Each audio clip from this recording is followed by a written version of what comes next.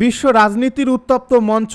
বিশ্ব রাজনীতির উত্তপ্ত মঞ্চ এখন আর শুধু ইউরোপের ইউক্রেন সীমান্তে সীমাবদ্ধ নেই, বরং সেই সংঘাতের ঢেউ ছড়িয়ে পড়ছে মধ্যপ্রাচ্যের প্রভাবশালী দেশ সৌদি আরব পর্যন্ত, যেখানে সাম্প্রতিক এক বিধ্বংসী হামলাকে কেন্দ্র করে নতুন করে শুরু হয়েছে আন্তর্জাতিক শক্তির দড়ি টানাটানি।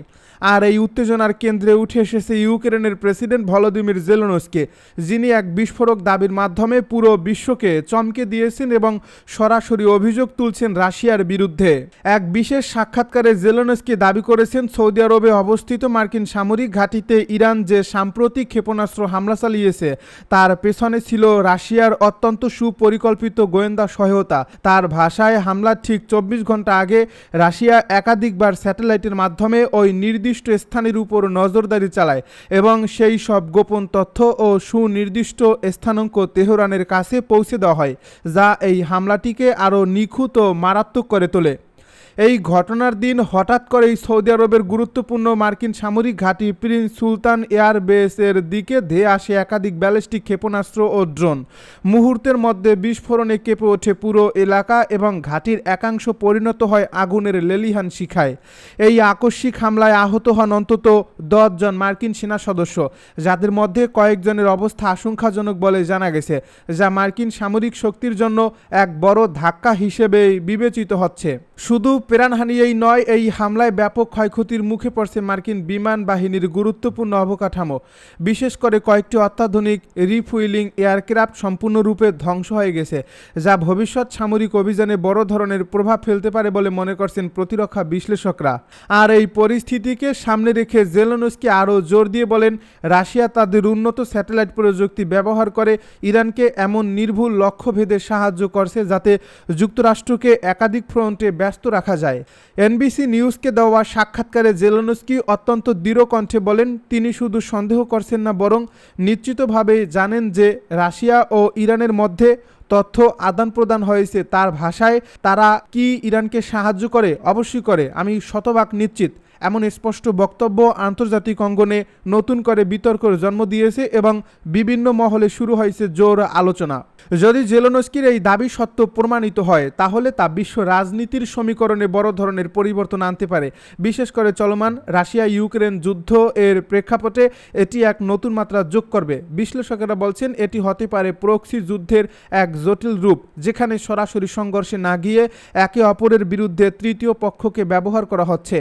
অনেক বিশেষজ্ঞর মতে, এই ঘটনার মাধ্যমে ক্রেমলিন কৌশলগতভাবে ইরানকে ব্যবহার করে যুক্তরাষ্ট্রের উপর চাপ সৃষ্টি করতে চাইছে, যা আন্তর্জাতিক কূটনীতিতে এক নতুন উত্তেজনার ইঙ্গিত দিচ্ছে। কারণ এর ফলে শুধু ইউরোপ নয়, মধ্যপ্রাচ্য বড় শক্তিগুলোর প্রতিদ্বন্দ্বিতার কেন্দ্রবিন্দুতে পরিণত হতে পারে।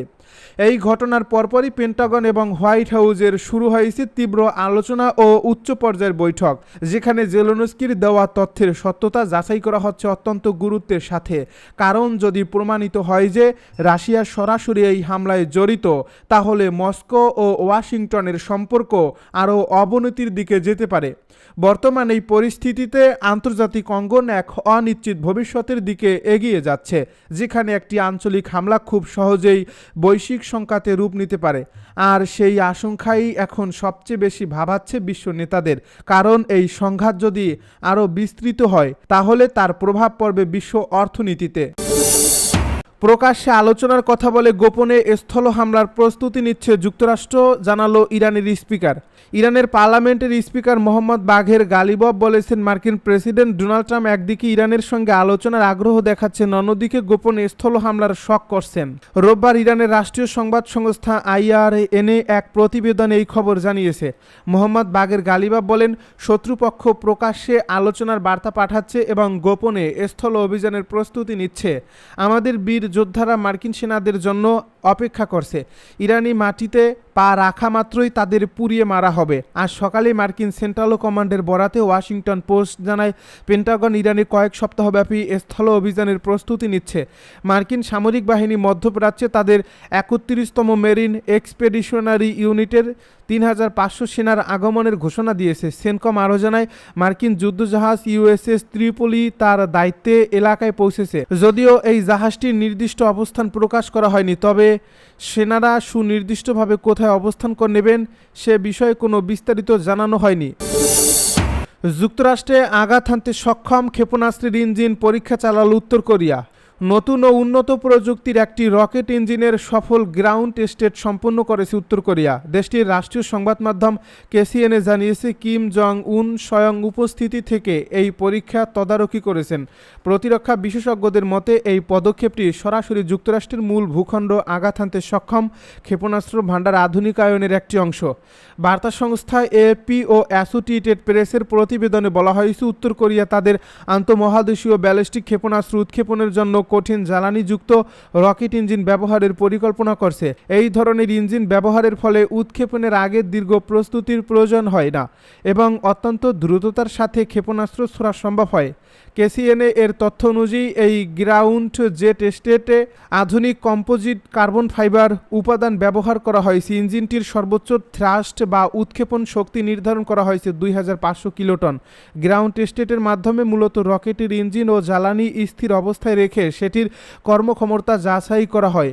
তবে এই পরীক্ষাটি ঠিক কবে এবং কোথায় চালানো হয়েছে সে সম্পর্কে সুনির্দিষ্ট কোনো তথ্য প্রকাশ করেনি পিয়ংইয়ং। সম্প্রতি উত্তর কোরিয়ার পার্লামেন্টে দেওয়া এক ভাষণে কিম জং উন নিজের দেশকে একটি অপরাজেয় পারমাণবিক শক্তিধর রাষ্ট্র হিসেবে প্রতিষ্ঠিত করার অঙ্গীকার ব্যক্ত করেন। চলমান মধ্যপ্রাচ্যের যুদ্ধের প্রেক্ষাপট টেনে তিনি যুক্তরাষ্ট্রকে বিশ্বজুড়ে রাষ্ট্রীয় সন্ত্রাসবাদ ও আগ্রাসনের মূল হোতা হিসেবে অভিযুক্ত করেন। ইরান যুদ্ধ বন্ধের পথ খুঁজতে পাকিস্তানে আলোচনায় বসছে সৌদি, তুরস্ক ও মিশর।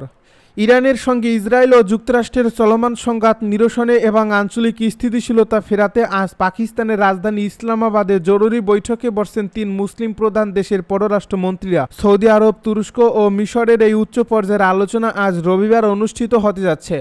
মধ্যপ্রাচ্যের শক্তিশালী এই দেশগুলো এমন সময়ে কূটনৈতিক তৎপরতা শুরু করছে যখন ইরানের সম্ভাব্য স্থল হামলার আশঙ্কায় প্রায় 3500 মেরিন সেনা মোতায়েন করছে যুক্তরাষ্ট্র। উদ্ভূত এই পরিস্থিতি নিয়ে গতকাল শনিবার ইরানের প্রেসিডেন্ট মাসুদ পেজেশকিয়ানের সঙ্গে টেলিফোনে বিস্তারিত আলোচনা করেছেন পাকিস্তানের প্রধানমন্ত্রী শেহবাজ শরীফ। গত 28 ফেব্রুয়ারি ইরান ও যুক্তরাষ্ট্রের মধ্যে সরাসরি সংঘাত শুরুর পর থেকে বিশ্বজুড়ে জ্বালানি সরবরাহে অস্থিরতা দেখা দেয়। এর প্রতিবাদে ইরান কৌশলগতভাবে গুরুত্বপূর্ণ হরমুজ প্রণালী বন্ধ করে দিলে বৈশ্বিক তেল সরবরাহে বড় ধরনের বিঘ্ন ঘটে। একদিকে যখন কূটনৈতিক সমাধানের চেষ্টা চলছে, অন্যদিকে যুক্তরাষ্ট্র ও ইসরায়েল ইরানের সামরিক অভিযান অব্যাহত রেখেছে। পাল্টা ব্যবস্থা হিসেবে ইরানও উপসাগরীয় দেশগুলোতে অবস্থিত মার্কিন স্থাপনাগুলোকে লক্ষ্যবস্তু করছে।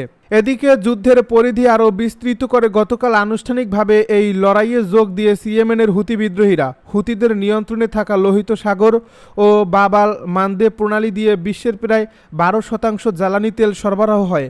এখন হুতিরা যদি এই নৌপথ বন্ধ করে দেয় তবে আন্তর্জাতিক বাজারে জ্বালানির দাম আকাশচুম্বী হওয়ার আশঙ্কা রয়েছে। ইসলামাবাদের এই বৈঠক থেকে যুদ্ধবিরতি বা উত্তেজনা প্রশমনে কোনো কার্যকর রূপরেখা আসে কিনা সেদিকেই এখন তাকিয়ে আছে বিশ্ব সম্প্রদায়।